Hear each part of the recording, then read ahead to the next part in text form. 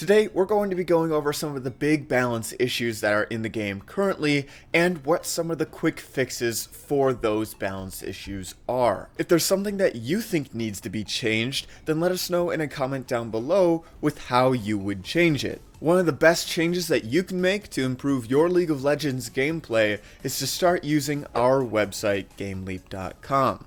There, we have hundreds of guides, all done by challenger players, sorted into a quick and easy to use courses system. If you're not using our website already, you really should start, because our website is the best learning tool out there for League of Legends. Check it out using the link in the description below, and don't worry, I'll definitely tell you more at the end of this video. Now first and foremost, let's talk about the new champion.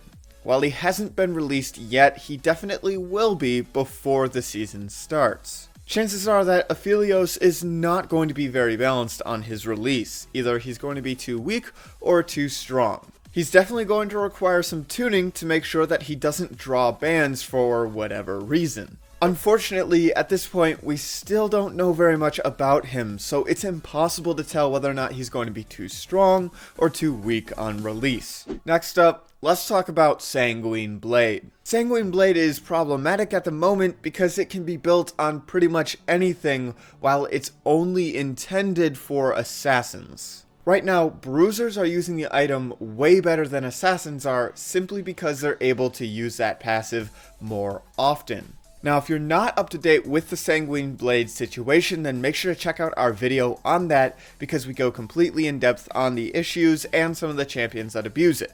Today, we're here to talk about potential solutions, one of which is making it so that the item's stats are much more valuable, which means giving it more lethality or AD, and making its passive a lot weaker. If they do end up doing this, then they really should focus on giving it more lethality over AD, because again, bruisers can use AD just as well as assassins, whereas most bruisers don't really care for lethality all that much.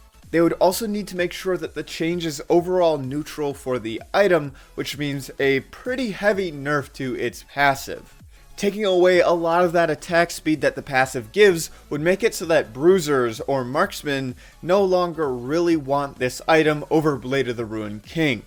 The idea here is to make Sanguine Blade more attractive to assassins, while making Blade of the Ruined King more attractive to bruisers.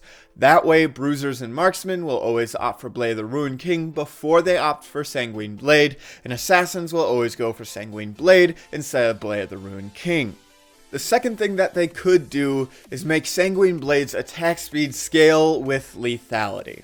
Riot did something very similar with Pyke a while back when he was opting to build tank over lethality. By nerfing the base numbers on Sanguine Blade but making it scale with lethality, you can make it so that you need at least one more lethality item to make it much more efficient, which means no longer will bruisers want this item.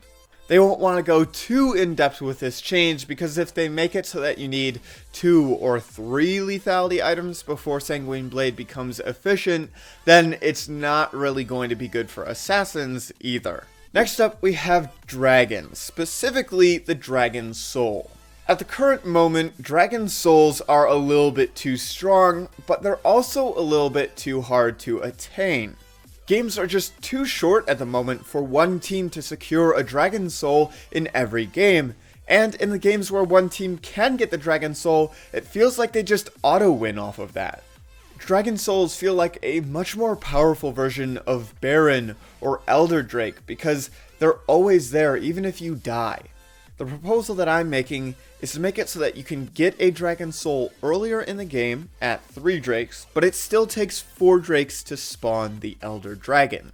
This would make it so that Elder still spawns at the same time, but you're able to get Dragon Souls in much more of your games. Then you're able to tune down the power that Dragon Souls give. It's very important that the team that doesn't get the Dragon Soul still has a chance at winning. While comebacks shouldn't be happening in every single game, they should at least be possible. Right now, claiming that Dragon Soul feels like the final nail in the coffin for most teams. Unless you have multiple hypercarries, there's no real way for you to deal with a team that has a Dragon Soul and 4 dragons. Remember, games are really short right now, so if one team has a Dragon Soul, it's most likely that the game is going to be an absolute stomp.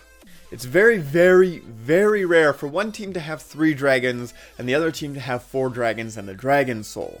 This means that the game is going so late that the dragons are pretty much irrelevant at that point. By moving the Dragon Soul up 1 Drake, we solve most of these problems, and by reducing the power of the Dragon Soul, we can fix the rest of them.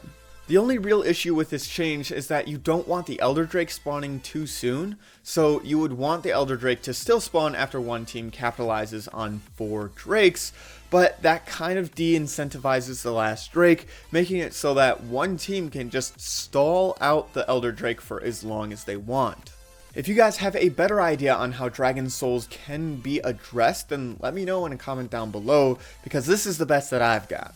Next up, we've got Conqueror, which is just a very, very small change. At the moment, Conqueror is being abused by certain ranged champions that were never intended to be able to use Conqueror. Spellcasters and ranged ADCs are way too strong with the new Conqueror.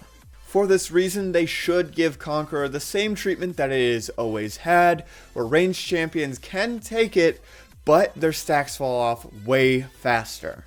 Remember that Conqueror was never designed for ranged champions in the first place, so there should be a significant drawback for the ranged champions that do want to take it. Next up, we've got the new Keystone, Omni Stone.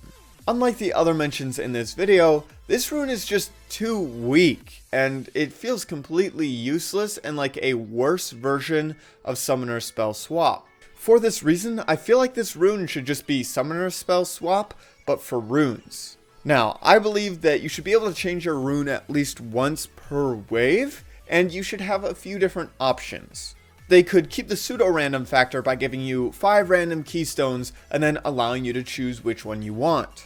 They could give you an interface very similar to Kindred's Marks, where you can just pick your next keystone, you'll get that keystone, both you and the enemy can see which keystone you have, and then that's that. Once you successfully use the keystone, it would go on cooldown for a certain amount of time, and then that interface would pop back up, allowing you to choose another new keystone. Once you use a keystone, your chances of getting it would be much lower, and you wouldn't be able to get the same keystone twice in a row. Now, this would make it so that, very similar to Summoner Spell Swap, this would be one of the hardest runes in the game to properly use. But at the very least, it would be a useful rune instead of a rune to just take when you're trolling. This is a solution that I haven't heard anyone else propose yet, so let me know what you think about it. Is this a good solution? Is it a bad solution? Does it require more tweaking, etc.? Finally, let's talk about some top lane impact changes. While these new changes for the top half of the map, the Rift Herald respawning and the alcove, are good for top lane, they were just outshone by the dragon. I believe that removing the nerf from Rift Herald and making it so it's the exact same Rift Herald, just respawning, would be a very good change to make it so that Rift Herald is once again prioritized. Right now, there aren't too many people that are even going for Rift Herald, simply because it charges into the tower and then you kill it right after. It doesn't really do anything. You can use the first Rift Herald for plates, but the second Rift Herald probably only going to be useful for finishing a tower off. The alcoves are pretty fine the way they are, but I'd like to see a random plant spawn in the alcove. This could be honey fruit, a blast cone, or the scryer's orb. I think this would be a fantastic addition for the alcove to make it actually do something aside from giving you one extra very small escape path. I also think that only the top lane should have a plant spawn in its alcove.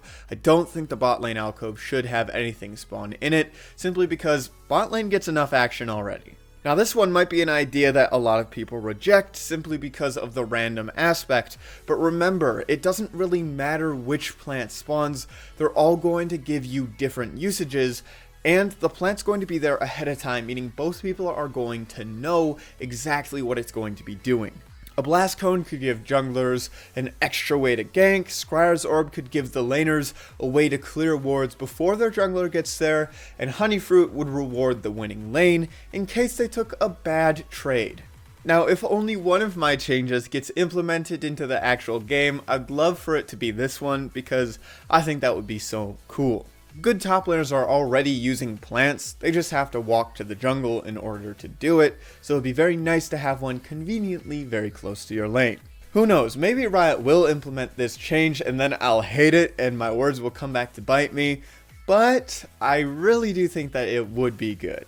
Now, if I missed anything that you think needs a change, then let me know in a comment down below. If you haven't already, then make sure to check out our website, GameLeap.com. There we have hundreds of guides, all done by challenger players, sorted into a quick and easy to use courses system.